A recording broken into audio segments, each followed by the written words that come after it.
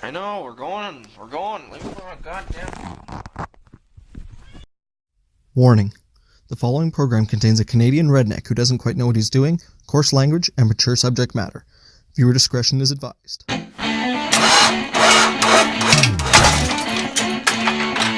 Birds nested all the shit. How did... The pickin' my thingy. Oh, this guy! Shifter. Probably works. Contact.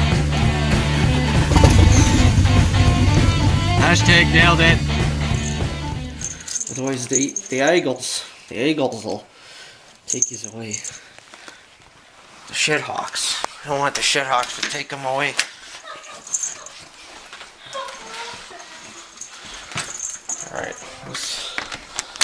Alright.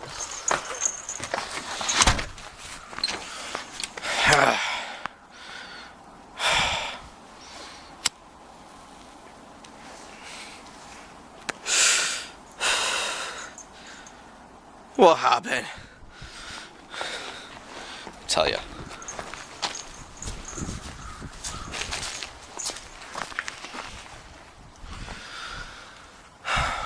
So we've got all the wires discombobulated, and then when you pull it out, it just it all goes together. So when you put it back together, all your lengths are pretty much the same. I just got to make a few more better connections, because I mean, look, see, shit's falling. See, like that one's okay. I mean, oh yeah, that's. You see this? Is this what I got to deal with? See, look at that. That's nice. At least use heat shrink, and right there, like right next to it. Any words? So, we tried giving her a couple schmuckety schmacks with the hammer today. It didn't go so well. I got the axles out, because they're going into the transaxle there. You know, like I said, I got the wiring all discombobulated.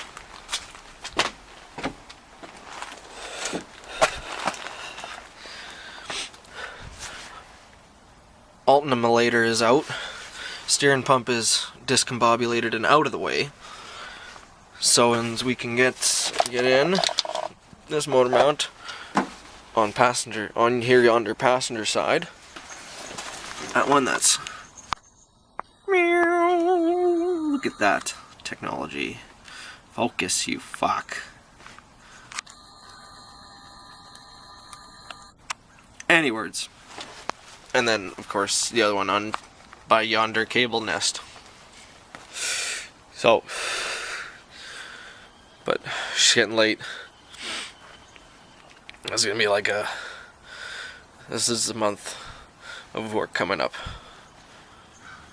Today we got the axles out.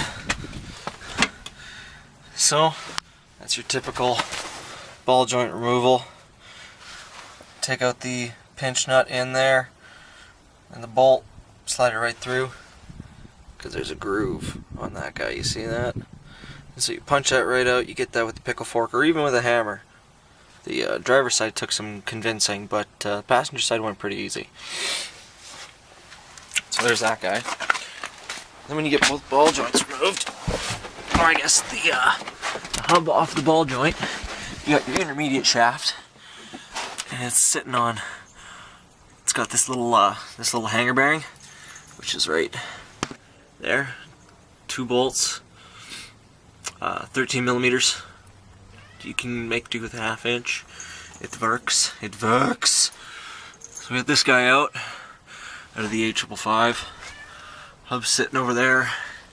And the next step today was get the linkages taken apart. This one's pretty easy.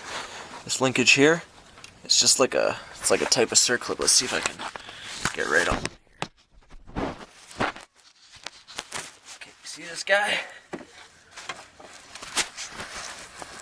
So this guy, I flip him around for you. He's got these little tabs.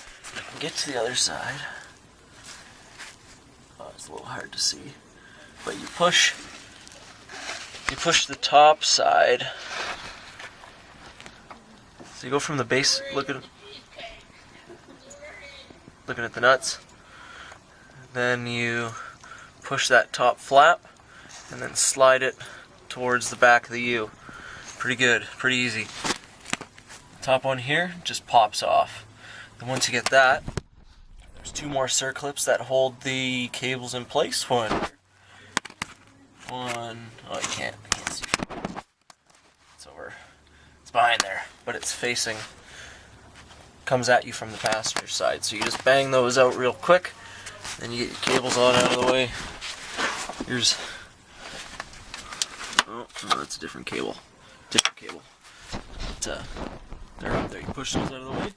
That's enough for today because we're running out of daylight and I gotta clean up. Alright, so we're getting ever closer every day to pulling this engine out here. You see I'm trying to rig it up, see what shakes loose, what's still tight. But damn near ready to be ripped from its perch. So tune in next time. We'll see what it looks like once we got this big old behemoth out of there. When I say big old behemoth, I mean just a little old 2.2, you know what I'm saying? But yeah, thanks for watching. Stick around. Hope you learned something today, because I sure shit know I did. Be sure to like, comment, subscribe if you like what you see. If you don't, let me know why. Let's be civil, don't be a dink. But yeah, till next time, eat shit and brap on.